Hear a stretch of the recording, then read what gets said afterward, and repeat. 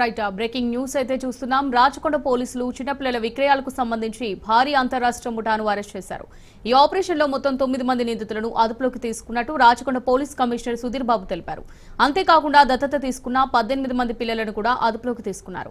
ఈ ముఠా పిల్లల అక్రమ విక్రయాల్లో కీలకంగా వ్యవహరించినట్టు పోలీసులు గుర్తించారు.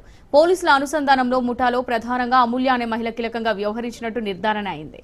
ఈ ముఠా 10 మంది చిన్నారులను అక్రమంగా విక్రయించింది. ఇంకా అమూల్యతో పాటు దీప్తి అనే మహిళ కలిసి మరో 8 మందిని అమ్మినట్టు పోలీసులు గుర్తించారు.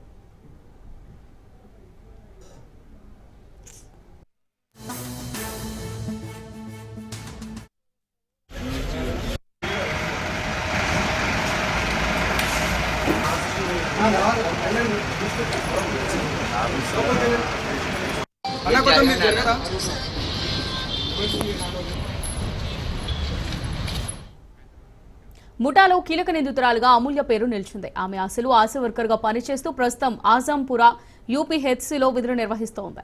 ఈ చిన్నారుల దత్తత లీగల్ ప్రాసెస్ ద్వారా జరగలేదు. చట్ట విరుద్ధంగా అక్రమ లావాదేవీల ద్వారా పిల్లలను విక్రయించారని పోలీసులు తెలిపారు.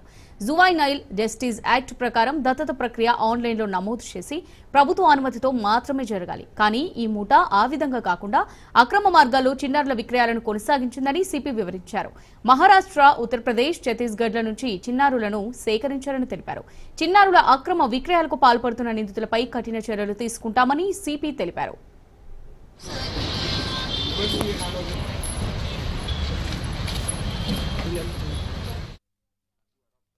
ఇల్లీగల్ జస్ట్ బార్న్ బేబీస్ ని సేల్ చేసే ప్రాసెస్ లో మనం నేరస్తులు పట్టుకున్న తర్వాత వాళ్ళని రిమైండ్ చేసిన తర్వాత కంటిన్యూస్ గా ఈ ఇన్వెస్టిగేషన్ ఆన్ లో ఉంది. ఈ ప్రాసెస్ లో ఫస్ట్ మనము కృష్ణవేణి, దీప్తి వీళ్ళని అరెస్ట్ చేసిన తర్వాత వందన గుజరాత్ నుంచి మెయిన్ కింగ్ పిన్ అవుట్ తెచ్చిన తర్వాత ఇన్వెస్టిగేషన్ ప్రాసెస్ లో ఇంకొక ర్యాకెట్ కూడా ఇందులో బయటకు వచ్చింది.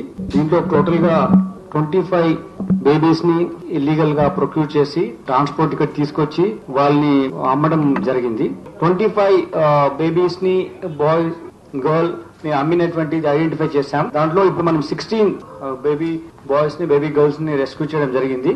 మిగిలిన 9 అవి డిఫరెంట్ ప్లేసెస్ లో కోల్కతా, బెంగళూరు, చెన్నై, ఇటువంటి డిఫరెంట్ ప్లేసెస్